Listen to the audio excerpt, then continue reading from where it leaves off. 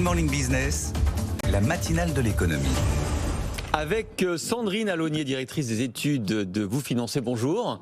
Bienvenue à nouveau sur le plateau de la matinale. Évidemment, on s'inquiète ce matin parce qu'on a appris avec Marie-Cœur de Roy que 45%, quasiment un dossier de crédit immobilier sur deux, était aujourd'hui refusé par les banques. Alors, il y a le taux d'usure qui est très bas et qui fait que ça bloque.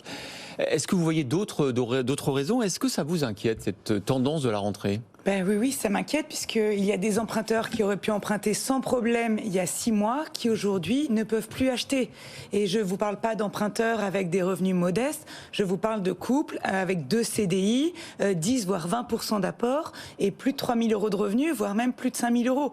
Aujourd'hui, on est obligé de dire non, désolé, revenez plus tard puisqu'on a aujourd'hui plus de solutions. Le robinet du crédit est quasiment fermé, c'est un petit filet d'eau qui coule et du coup, c'est problématique pour tous ceux qui veulent devenir propriétaires. Mais Sandrine, le problème, il est technique avec ce fameux taux d'usure. Je reviens à la question que je posais tout à l'heure à Marie-Cœur de Roy, mais est-ce qu'on ne pourrait pas juste changer cette règle, ne pas faire une petite évolution du taux, mais un gros gap ? Oui, alors évidemment, on pourrait le changer, mais ça aurait évidemment aussi des implications pour les emprunteurs. En fait, ce taux d'usure, c'est un taux maximum auquel les banques ont le droit de prêter. Et au-delà, je rappelle, le taux nominal, mais aussi l'assurance et les frais de dossier. Tout à fait. Et aujourd'hui, ce taux est trop bas par rapport au taux aujourd'hui pour 20 ans, par exemple? Il est, pour 20 ans et plus, il est à 2,57%. Ah oui.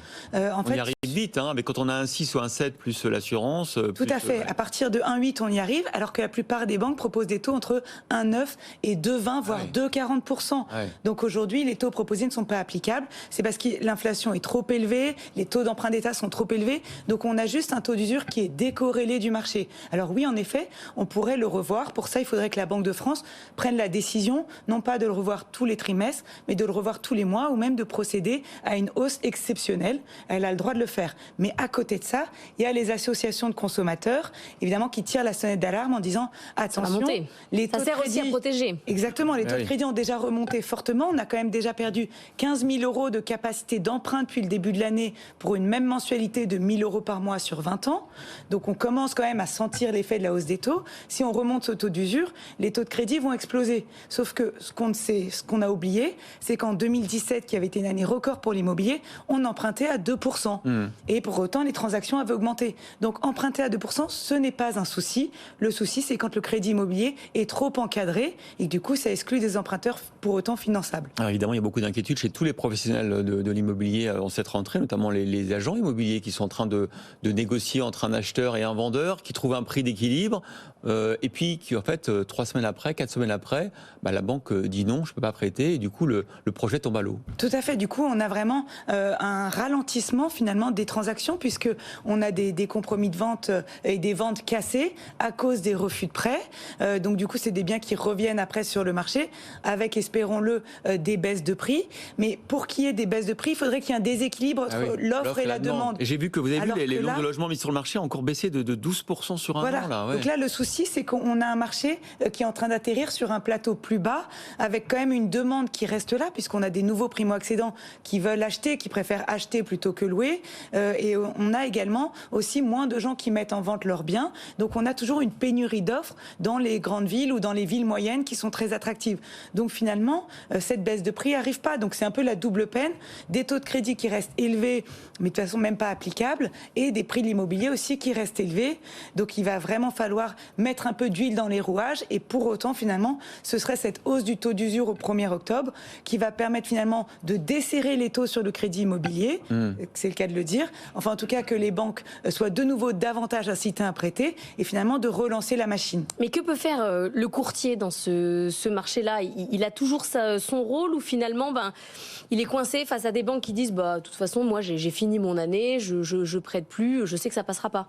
Alors justement, c'est que nous on travaille avec beaucoup de banques, donc on a l'avantage de savoir quelle banque a fermé le robinet, quelle banque nous a dit moi à partir de septembre ça devrait aller mieux, parce qu'il y a eu aussi un gros problème de personnel dans les banques cet été, et on sait quelle banque veut encore prêter, et surtout avec quelle banque on a a des latitudes de parfois prêter sans assurance. Alors c'est pas forcément une bonne idée, mais quand il n'y a pas le choix, ou parfois d'essayer de négocier les frais de dossier pour faire passer le dossier, de proposer de mettre plus d'apports. Donc on va apporter ce conseil. Il faut jouer sur des micro-baisses de Exactement. Et est-ce que vous aussi, du coup, vous devez faire des efforts? Est-ce que beaucoup de banques vous disent, écoutez, on vous donne le dossier, mais alors pour le coup, votre commission, on va la baisser de moitié? Eh ben alors oui, on doit faire ces efforts-là, mais aussi parfois faire baisser les frais de dossier, parce que nous on est rémunéré en partie par la banque, mais aussi par le client pour lequel on a fait toutes ces recherches, et donc parfois tout simplement pour qu'il puisse emprunter, on est obligé donc de baisser nos honoraires, et ça évidemment c'est évidemment pas une solution durable, parce que comme on passe en plus de temps sur les dossiers, on doit aller voir plus de banques,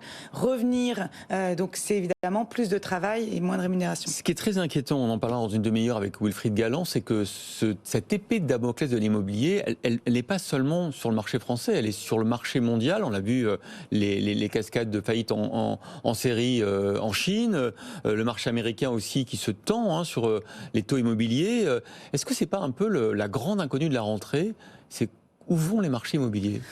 Alors oui, on peut vraiment s'interroger, et c'est très important parce que quand un marché immobilier va bien, ça témoigne quand même d'une économie qui va bien. Ouais. Il y a aussi l'effet richesse. C'est vrai, quand les prix de l'immobilier augmentent, les Français ont l'impression d'avoir plus de richesse, donc sont aussi plus confortables.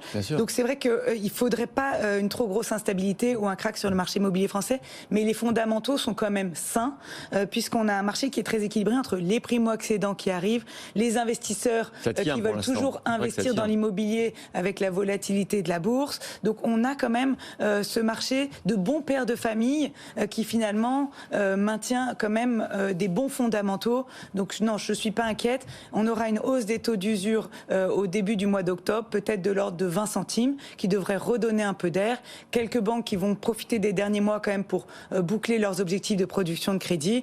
Voilà, il faudrait juste quand même qu'on ait un assagissement sur l'inflation pour repartir sur des bonnes bases en 2023. Et si on invitait le ministre du Logement pour lui dire d'aller un peu plus vite là, que le 1er octobre? C'est peut-être la Banque de France qu'il faut inviter sur le taux d'usure. Ouais, mais tu sais, le ministre du Logement, il a peut-être un... Eh bien, faisons un tir groupé, on a de la place. On peut inviter pas François mal de Villeroy de Galhau, je sais qu'il était à l'écoute tous les matins avec nous. On invite François Villeroy de Galhau quand vous voulez, François. Merci beaucoup, Sandrine Aloni. On peut retrouver cette interview en replay et en podcast, comme toutes les interviews de Good Morning Business.